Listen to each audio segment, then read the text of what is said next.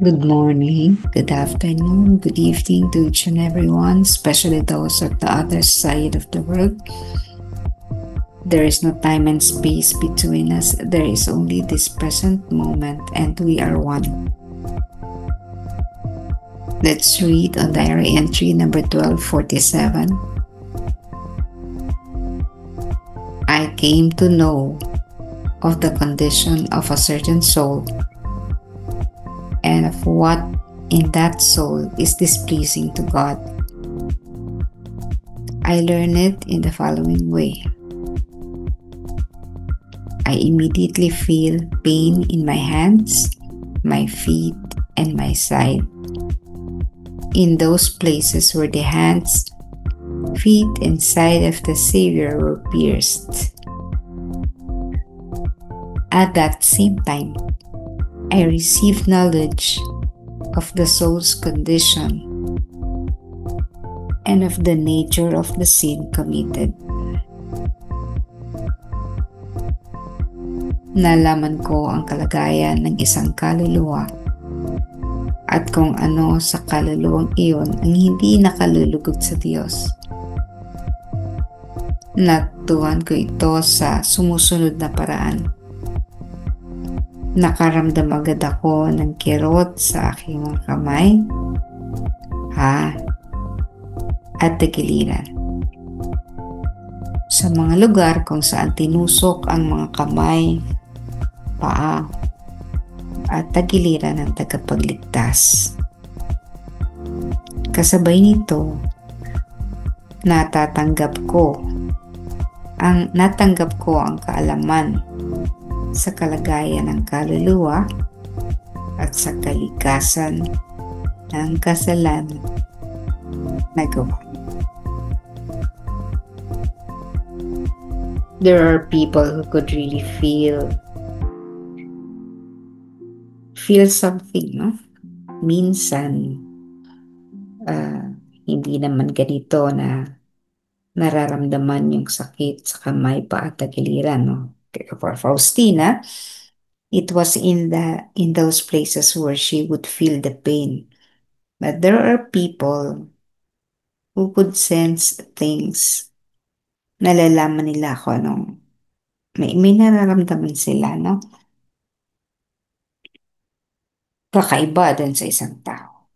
Pero sa bahagi ni Faustina, kapag naramdaman na niya yung mga sakit dun sa 5 places where the wound of Jesus were located, na nakaka-receive na siya ng kalaman sa kalagayan ng kaluluwang yun at kung bakit o kung ano ang kanyang mga kasalanan. So, psychic, no? Parang ganon. In the sense na nalalaman niya, no? Ganon na siya ka-sensitive. She would feel it. And then she would know people who have this gift would tell you, no, would not tell you. They are not supposed to tell you. And they are not supposed to read you.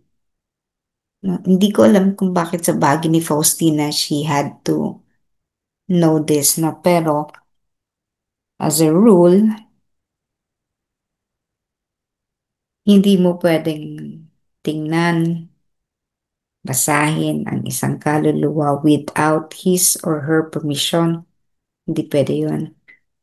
Kasi kung ikaw ay may ganong gift, you should not use it without any permission.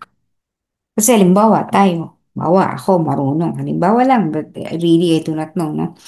Halimbawa marunong akong magbasa ng kaluluwa at nakita ang kanyang mga kasalanan. Halimbawa lang, no? Di lahat na lang ng mga tao na gusto kong basahin, makita ang kalagayan ng kaluluwa, makikita ko. So, it's like peeping, no? Yung sumisilip ka sa isang private na kwarto. No? Sumusilip ka. Ano yun? You are intruding in the privacy of the person. Hindi siya maganda.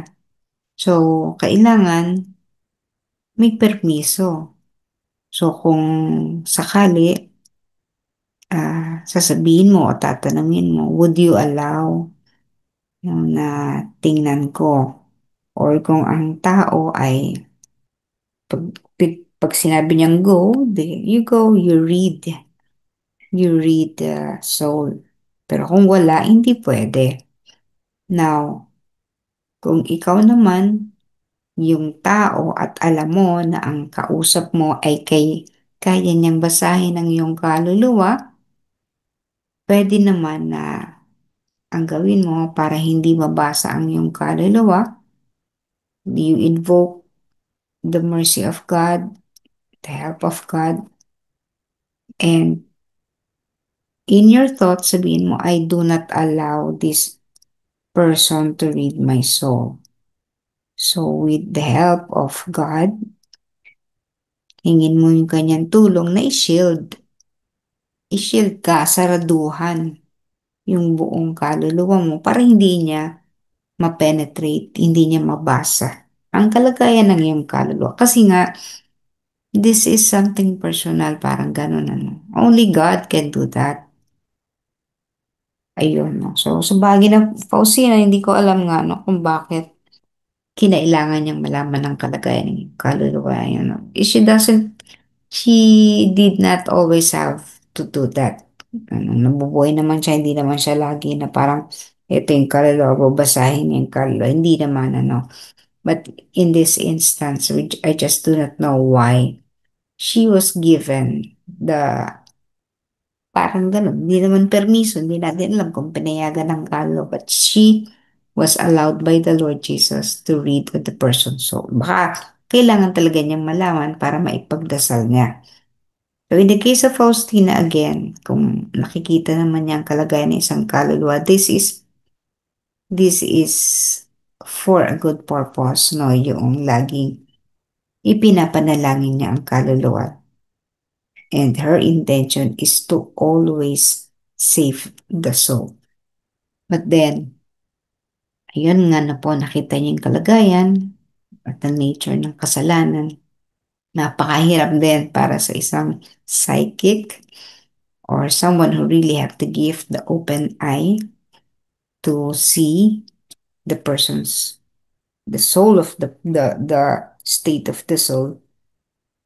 Alam niyo, parang ang gandang tingnan lang, no, pero ang totoo, ang hirap yan kasi you would be able to penetrate it and see all you would be able to see even the most difficult sins, yung mga tinatawag nating mortal sins. You would see, parang ano, no? Ang hirap tingnan nun. You would see how the person, halimbawa, no, killed a certain person, yung violence, lalo na, no, pag makikita mo yun, if you are not ready, baka, ano na, baka hindi mo rin kayanin. I know people who would say na, sabi lang naman nila na, but I do not know if they are telling the truth, but they do not want to entertain souls. Minsan nakikita daw nila na ganito ang nagaganap, no?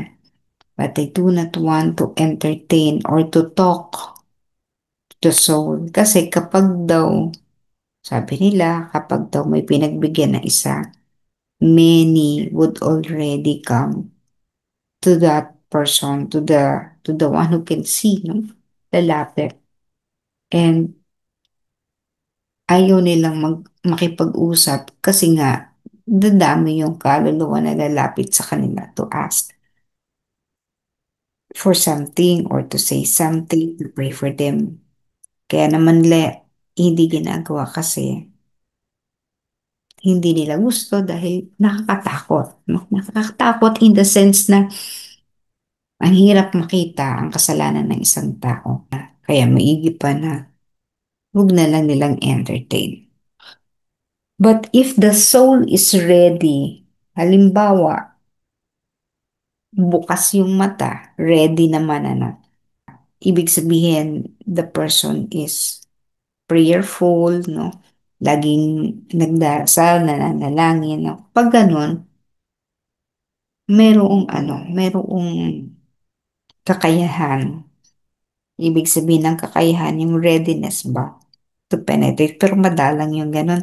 Kasi kailangan talaga ay nag-undergo ng cleansing, nag-undergo ng prayerful life, dumadaan sa prayerful life. Kasi nga po, pag hindi ginawa yon ay delikado para sa isang kaluluwa, para sa isang tao na mangyari yun.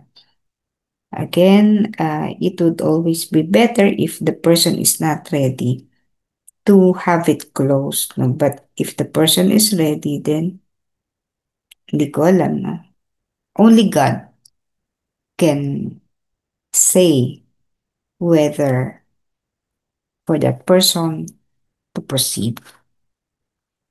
That is Faustina. Isa yan sa kaniyang mga gifts, one of her gifts, and she was able to use it accordingly. She was able to use it properly. Hindi yung hindi hindi nagagamit sa hindi mabuti. Kasi iba, gamitin sa hindi mabuti, halimbawa, pagkakakitaan. Hanggang sa di mo na alam kung tama, yung mga tao pa naman would pay. Halimbawa, magbabayad sila para sa ganun. Yun yung mahirap.